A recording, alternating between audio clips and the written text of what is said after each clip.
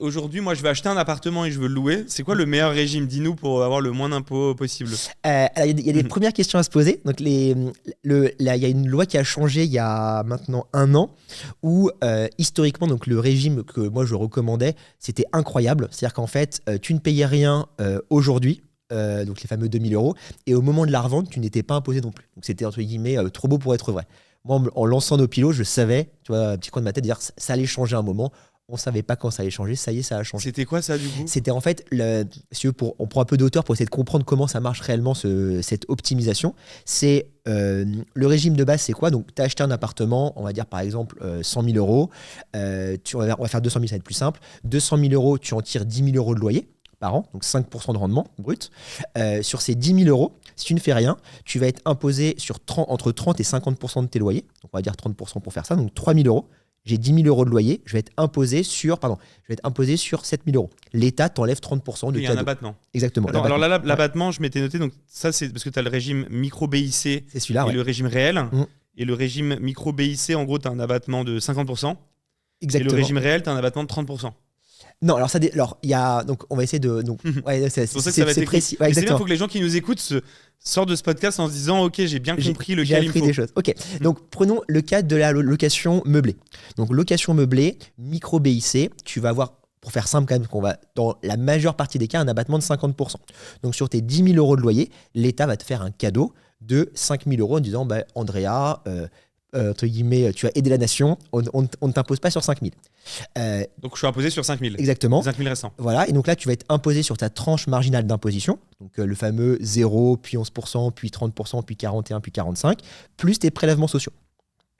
Et donc du coup, imaginons que tu as 30%, ce qui est nous, sur notre parc, on a 10 000 clients, le taux d'imposition moyen c'est 30%, Oui. tu vas être imposé à 30%, plus les prélèvements sociaux, qui étaient historiquement à 17,2, qui ont augmenté de 1,6 cette année. Donc là, Donc attends, c'est combien non, c'est 18. c'est 18,6 maintenant.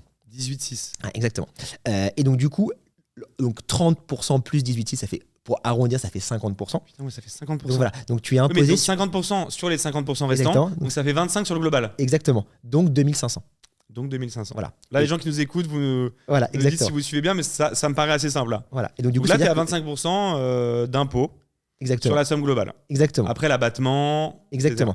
Et là, le problème qu'il y a eu, en fait, c'est que c'est vu comme un cadeau. Ça a été communiqué comme un cadeau. Donc, en fait, il y a plein de gens qui, parce que la location meublée, justement, cet abattement, il était historiquement plus important que sur la location nue, qui était à 30%. Donc, plein d'investisseurs se sont rués vers la location meublée en se disant un petit peu, ouais, moi je sais, moi je suis intelligent, j'ai optimisé, je suis passé de 30 à 50%. Donc, ils sont arrêtés là. Ils se sont fait avoir sur le. Ils se sont fait avoir, je spoil parce que j'ai compris que Ouais. les gens se trompaient beaucoup sur celui-là. Ouais. Mais en gros, ils se sont fait avoir sur le côté abattement de 50%. En Exactement. fait, tu vois abattement de 50%, Ah, tu dis ah, c'est trop bien, génial. go. Ouais, exactement. Okay. Ouais, exactement. Et donc, tu restes là-dessus en te disant, en fait, je regarde même pas, j'ai compris. Tu vois.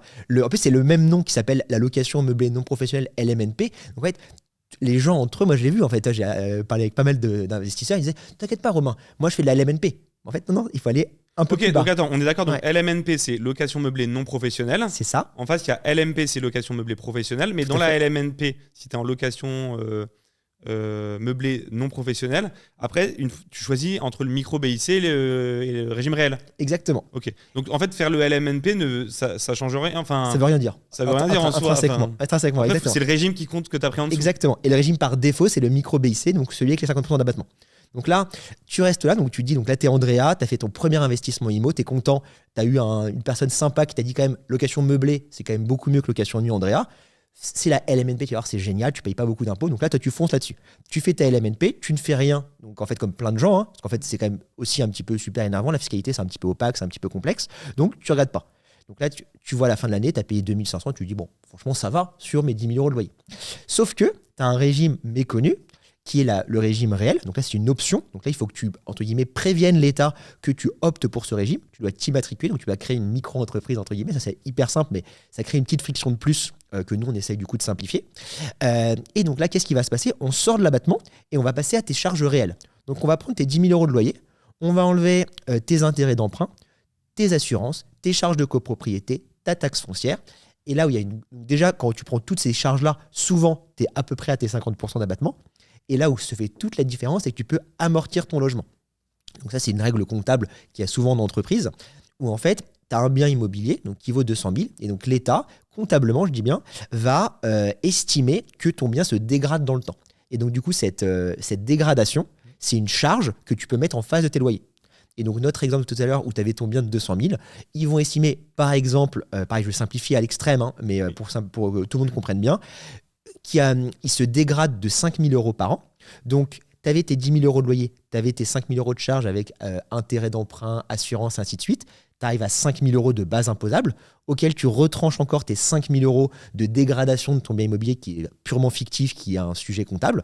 10 000, moins 5 000, moins 5 000, tu as zéro. Et donc, tu es imposé sur zéro. Et donc tu es à zéro là. Exactement. Alors attends, mais dans le régime réel, il y avait aussi un abattement de 30%, il me semble. C'est quand c'est la location nue. Donc là, on pourra en parler, c'est un autre sujet.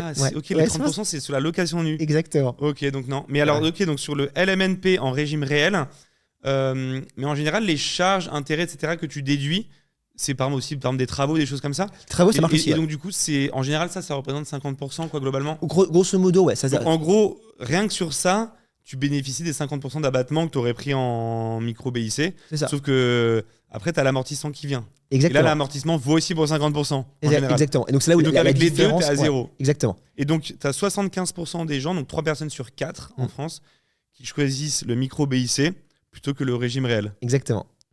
Et donc il faut une connerie énorme. Exactement. Et donc, moi, ma mission, c'est de comment il y a autant de gens qui peuvent faire autant la connerie? En fait, ça marche toujours selon la taille de bien, la valeur du bien. Ouais, il n'y a pas de limite. Il n'y a pas de critères. Et si on prend des biens plus chers, où là, par exemple, il va y avoir l'IFI qui se rajoute, ça change quelque chose ou non?